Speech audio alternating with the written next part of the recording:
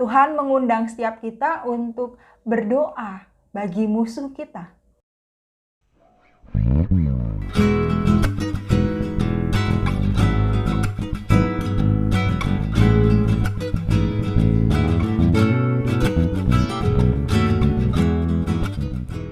Baiklah anak-anak, hari ini tugas kalian menceritakan pekerjaan orang tua kalian. Silakan maju satu-satu ke depan ya. Pertama, Rudy. Bapakku adalah tukang kebun. Tiap hari dia pergi ke kantor jam 9 pagi dan balik jam 12 siang. Habis itu bapakku tidur siang dan kemudian pergi main golf bersama teman-temannya. Bapak kau tukang kebun tapi pergi ke kantor dan main golf. Emangnya bapak kau punya kebun apa? Kebun sawit. Astaga, bapak kau bos sawit rupanya. Next, Sakti. Bapakku adalah seorang pemimpin yang hebat. Dia rajin memimpin anak buahnya untuk membangun negeri ini sehingga penuh dengan bangunan mewah. Bapak kau pasti pejabat. Bukan pak. Lah, terus apa? Mandor bangunan. Enggak salah sih. Betul juga. Next. Bapakku adalah... Waduh, yang ini jangan diundang. Next. Tono, bapakmu pasti pintar sekali kan? Bapakku masuk penjara karena ketahuan nanam ganja.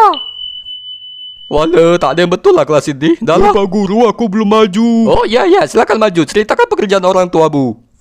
Orang tuaku ialah pengusaha sukses yang menjual barang yang dapat meningkatkan taraf hidup dan kesejahteraan orang lain. Wow, luar biasa. Orang tua kau jual apa? Jual jabatan, Pak. Bapak mau jadi kepala desa enggak? Bakso.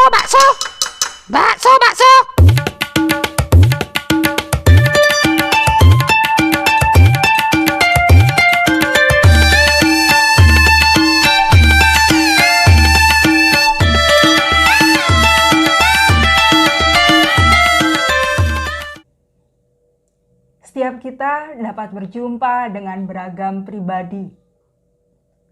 Setiap perjumpaan kita dengan orang lain kemungkinan dapat mengubah cara kita untuk menjalani hidup ini. Dalam setiap pertemuan, kita bisa disentak oleh keindahan, kebahagiaan, bahkan pergumulan orang lain. Atau terkadang kita juga bisa terjerat dalam sifat menghakimi, marah terhadap apa yang dilakukan oleh orang yang ada di sekitar kita. Ada pribadi yang sulit untuk dipahami karena perilaku yang menjengkelkan, menyebalkan, hingga terkadang hati kita merasa sulit dan menganggap mereka sebagai musuh dan berusaha menjauhinya. Pada saat ini, jemaat yang dikasihi Tuhan, jemaat gereja-gereja Kristen Jawa Klasis Jakarta bagian Timur dan Jakarta bagian Barat, kita disapa oleh firman Tuhan di dalam Matius 5 ayat 43 sampai 44. Kamu telah mendengar firman, kasihilah sesamamu manusia dan bencilah musuhmu.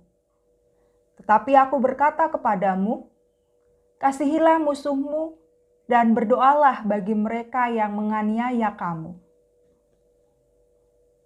Ya, firman Tuhan tersebut menyapa setiap kita untuk terus diingatkan akan arti pentingnya menebarkan kasih kepada setiap orang.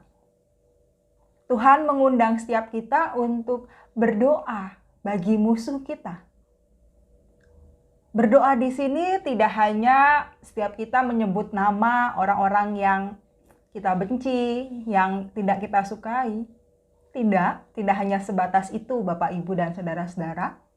Tetapi setiap kita juga diundang untuk memiliki keingintahuan, pengertian, dan empati terhadap pribadi-pribadi yang sulit untuk kita paham. Daripada kita merasa kesal, marah kepada orang lain, setiap kita diundang untuk memperhatikan pribadi yang sulit dan belajar mengenal kepribadian mereka. Belajar untuk melihat apa yang menjadi latar belakang dari setiap tingkah laku yang mereka perbuat. Dan terlebih lagi, kita belajar untuk melihat karya Tuhan yang begitu luar biasa. Karena dari pribadi yang sulit menunjukkan keragaman gambar Allah. Bagaimana setiap kita ditantang untuk memahami dan memperhatikan orang-orang di sekitar kita yang seringkali kita anggap musuh, yang seringkali kita anggap wah sulit untuk didekati dan ditemani. Ya, Tuhan menyapa setiap kita untuk lebih memperlebar relasi kita kepada setiap orang. Tidak hanya kepada orang-orang yang membuat hati kita senang, bahagia, tetapi juga kepada orang-orang yang sulit untuk kita pahami pribadinya. Membangun pengalaman, membangun perjumpaan, dan terlebih lagi kita belajar untuk memperhatikan apa yang Tuhan inginkan dari mereka sebagai proses belajar kita.